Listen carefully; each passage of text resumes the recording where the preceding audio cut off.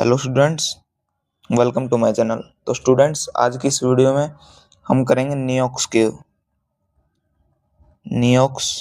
केव, जो कि काफ़ी इम्पोर्टेंट केव है फ्रांस की। इससे पहले हमने वीडियोस में अल्तामिरा केव, जो कि इनमें से सबसे ज़्यादा इम्पोर्टेंट है, कोवलनाज और क्वेवा देल कास्तिलो, ये तीनों केव्स हमने डिटेल में बिल्कुल अच्छे से कंप्लीट कर लिए हैं। आने वाली वीडियोस में हम नियोक्स के बाद जैसे पिंडाल केव और साउथ वेस्ट फ्रांस की भी कुछ केव्स हैं, जैसे लास्कस, जो कि काफ़ी इंपॉर्टेंट अल्तामिरा की तरह, फोंट दे गामे, फोंट दे गामे, लेस कैमरन्स, लेस कैमरेल्स और गरगस। इस सीरीज में हम ये वाली केव्स सारी खत्म करेंगे। तो चलिए शुरू करते हैं नियोक्स केव को एक छोटे से इंट्रो के साथ। Ashford art, Ashford art, Ashford, Ashford, Ashford art, Ashford, Ashford, Ashford art, Ashford art. नियोक्स केव, नियोक्स, इसको हम बिल्कुल अच्छे से लोकेशन, इसकी डिस्कवरी, इसकी जो पीरियड है, इसका केव का स्ट्रक्चर क्या है, पेंटिंग्स क्या है, सब कुछ बिल्कुल अच्छे से, इसमें टेक्निक कौन सी यूज हुई है, ये सारे के सारे हम बिल्कुल अच्छे से वो करेंगे। और बिल्कुल नोट्स जैसे लिखते हैं उस तरीके से मैं लिखूंगा और आपको समझाता चलूंगा। तो कॉपी पेन साथ में लेके बैठे हैं और चलिए शुरू करते हैं नियोक्स केव। सबसे पहले बात आई इसकी लोकेशन की, कि ये एग्जैक्टली है कहाँ पर, कहाँ है ये सिचुएटेड। तो ये है एरिएज, फ्रांस में। ये एग्जैक्ट सिटी पूछी नहीं जाती, लेकिन फिर भी अगर कहीं पे पूछा जाए तो यहाँ से आपको ध्यान रहेगा। और रीजन की बात आ जाए, रीजन पेरेंसीज रीजन में है ये, ठीक है। ये है इसका लोकेशन। अब इसकी खोज किसने की, discovery, discovered in 1866 AD, 1866 AD में इसकी डिस्कवरी हुई। लेकिन उस टाइम जो है, जब इसकी ये डिस्कवरी हुई, इसकी इम्पोर्टेंस किसी ने समझी नहीं। But importance was not understood, किसी ने इसकी जो है महत्वपूर्ण जो है समझा ही नहीं इसको, ठीक है। फिर उसके बाद लगभग 1906 के आसपास, around 1906, around 1906, when ice age art became known, it gained attention। कि जब 1906 के आसपास आइस एज आर्ट जब पहचान में आई, उसके बारे में पता चला, तब इसको जो है अटेंशन मिलने लगी। इसको, इस नियोक्स केव को, ठीक है। अब बात कर लेते हैं ये आइस एज आर्ट जो मैंने अभी बोला, ये मतलब कब का समय है, ये कौन सी आर्ट है, क्या कुछ है। एक बार इसके बारे में छोटी सी चीजें एक बार देख लेते हैं कि आपको आइडिया लग जाए। इसके बारे में हम सेपरेट वीडियो लेके आएंगे, लेकिन थोड़ा सा अभी बता दें जिससे मतलब एक तरीके से कनेक्टिंग होकर चलता रहे। Ice age art, ice age art, इसको हम बोल देते हैं पैलियोलिथिक आर्ट, ठीक है। इसको पैलियोलिथिक आर्ट बोल देते हैं। Refers to the creative works, creative works produced by early humans, कि मतलब आइस एज आर्ट जो है एक तरीके से वो आर्ट है जिसमें क्रिएटिव वर्क हैं जो कि अर्ली ह्यूमंस के द्वारा प्रोड्यूस किए गए हैं। और ये इसका मतलब टाइम पीरियड जो बोले, रफली एग्जैक्ट नहीं, इसका रफली टाइम पीरियड हम बोल सकते हैं 40,000 से लेके 10,000 साल पहले, ईयर्स एगो, ठीक है। अब जहां पर भी आइस एज आए तो इसको मतलब एक तरीके से लेके चलना है। बाकी इसके ऊपर हम एक सेपरेट वीडियो जरूर लेके आएंगे, काफी बड़ा एक तरीके से टॉपिक है ये, इसके लिए सेपरेट वीडियो ही चाहिए। ठीक है, अब हमने इसकी लोकेशन पढ़ ली और डिस्कवरी भी पढ़ ली। हम बात कर लेते हैं इसका टाइम पीरियड क्या कुछ है, मतलब ये किस टाइम पीरियड से बिलोंग करती है, सब कुछ उसके बारे में एक बार पढ़ लेते हैं। इसका पीरियड किसका, नियोक्स के हुआ। It belongs to Magdalenian period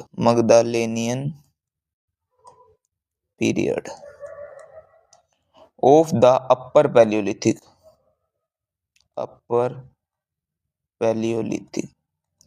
upper Palaeolithic हम स्टोन एज में कवर करवा चुके हैं, आप चैनल पे जाके वीडियो देख सकते हैं। अब बात कर लेते हैं यहाँ पे मगदालेनियन पीरियड आया है, ये काफी पहले भी वीडियो में आ चुका है और मैंने पिछली वीडियोस में जैसे बताया नहीं, इस वीडियो में हम बता देते हैं थोड़ा शॉर्ट में। मगदालेनियन पीरियड आखिर होता क्या है, ये जहां पर भी आए मतलब क्या मन में आना चाहिए, क्या होता है इसका मतलब एग्जैक्ट मीनिंग क्या होता है। जब इसका मीनिंग ही नहीं पता होगा तो फिर हम मतलब इसको रिलेट नहीं कर पाएंगे। मगदालेनियन पीरियड क्या था, it was the final and most advanced phase of upper palaeolithic late stone age ही बोल देते हैं इसको, late stone age in Europe. ठीक है, कि मतलब ये फाइनल और सबसे ज्यादा मोस्ट एडवांस जो था फेज था अपर पैलियोलिथिक का, लेट स्टोन एज का, कहाँ पे, यूरोप में। और इसका मतलब रफली स्पेनिंग टाइम जो है वो है 17,000 से 12,000 साल पहले, ईयर्स अगो। ठीक है, ये भी मतलब एक तरीके से आइस एज की तरह है, आइस एज से बल्कि बड़ा टॉपिक है। तो इसके ऊपर आइस एज के ऊपर तो वीडियो आए ना आए, लेकिन इसके ऊपर जरूर एक सेपरेट वीडियो हमें बनानी पड़ेगी। और ये काफी एग्जाम पॉइंट ऑफ व्यू से काफी ज्यादा इंपॉर्टेंट है मगदलेनियन पीरियड, इसके ऊपर वीडियो जरूर लेके आऊंगा मैं। हो सके तो पिंडाल केव की जो वीडियो आएगी उसके बाद ही जस्ट इसका नंबर आए। ठीक है, तो अब बात कर लेते हैं इसके स्ट्रक्चर की, नियोक्स केव के स्ट्रक्चर की। स्ट्रक्चर ऑफ नियोक्स केव,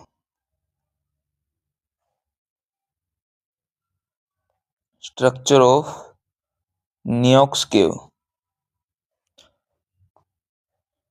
इसमें है a large chamber, a large chamber जो कि फैला हुआ है अबाउट 600 से 800 यार्ड्स में फ्रॉम एंट्रेंस।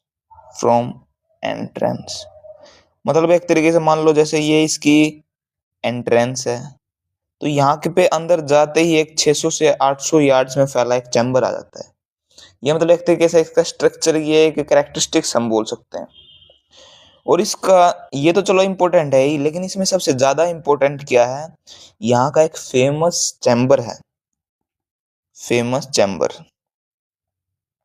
कमरा टाइप हम बोल सकते हैं, गैलरी बोल सकते हैं, जिसको बोला जाता है सलून न्योर। ठीक है, इसकी स्पेलिंग थोड़ी गलत हो गई है, NOIR, सलून नॉयर। ठीक है, जिसको ब्लैक होल भी बोला जाता है, ब्लैक होल। ठीक है, अब बात कर लेते हैं पेंटिंग्स की। ये इसका स्ट्रक्चर है जिसमें ये चैम्बर सलोनी और काफी ज्यादा इंपॉर्टेंस कैरी करता है, तो इसके बारे में जरूर पढ़ना है। आगे बात कर लेते हैं पेंटिंग्स की। पेंटिंग्स, इसमें मतलब कोई पेंटिंग का नाम नहीं है, बस इसमें ये है कि यहाँ पे उन्होंने जानवर कौन कौन से दिखाए हैं, कौन कौन से मेन एनिमल पेंटेड है, वो हमें देखना है। सबसे पहले मिलेगा हमें बाइसन, महिष या जंगली भैंसा, हॉर्सेस, डियर, गोट्स और फिश। फिश का क्या है, ये एनग्रेव्ड मिली है, खुरेद कर बनाई हुई। ठीक है, पेंटिंग्स हो गई, तो अब टेक्निक्स की बात करनी है। टेक्निक्स कौन कौन सी यूज हुई है यहाँ पे। सबसे पहले रेड एंड ब्लैक पिगमेंट का यहाँ पे यूज हुआ है, ठीक है। डॉट्स और lines, dots and line symbol use जो कि यहाँ पे प्रेजेंट है।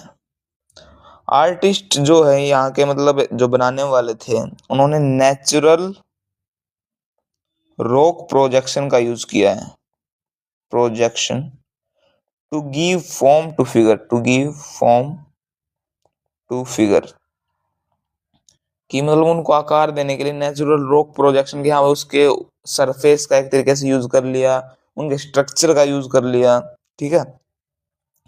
और engraving technique, engraving technique used by cutting clay floor, कि मतलब मिट्टी का जो फर्श होता था उस पे ये एनग्रेविंग करते थे, फिश की हो गई उस वगैरह वगैरह इन चीजों की। तो ये भी इनकी टेक्निक थी, एक मतलब यूनिकनेस थी इनकी, ये हम बोल सकते हैं। स्पेशल फीचर्स की बात कर लें न्योक्स के वालों की, engraved figures, engraved figures on the floor, अभी अभी हम बात कर रहे थे उसकी, ठीक है। ये इसका रेयर फीचर है, rare feature. Excellent examples of Magdalenian cave art, cave art हमें यहाँ पे मिलते हैं, ठीक है।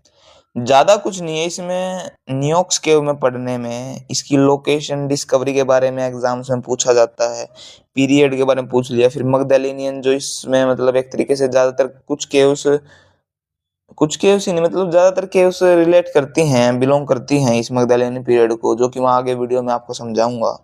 और इस स्ट्रक्चर क्या है इस न्योक्स केव का, इसमें पेंटिंग्स में कौन कौन से जानवर उनका मतलब एक तरीके से पेंटिंग प्रेजेंट है, टेक्निक्स कौन कौन सी यूज हुई है, और स्पेशल फीचर, बस यही है, इसमें ज्यादा कुछ नहीं है। और ये काफी इंपॉर्टेंस कैरी करती है, न्योक्स केव होगी, पिंडाल केव्स होगी, अल्तामिरा केव होगी, लास्कस, गरगस, ये मतलब ऐसी कुछ केव्स हैं, इन 5-6 केव में 2-3 केव ऐसी हैं जो काफी ज्यादा इंपॉर्टेंस कैरी करती हैं, ठीक है। और हमने जैसे कि मैंने शुरुआत में बताया, अल्तामिरा और कोवलनाज और क्योवा डेल कास्टिलो, ये तीनों तो ऑलरेडी हमने डिटेल में अपने चैनल पे करवा दी, आप जाके प्लेलिस्ट चेक कर सकते हैं, मैं लिंक डिस्क्रिप्शन में दे दूंगा। और आगे जैसे लास्कस फोर्ट दे गामा, पिंडाल के जो ये हम आने वाली वीडियोस में करवाएंगे, तो आप चैनल पे बने रहिएगा। धन्यवाद।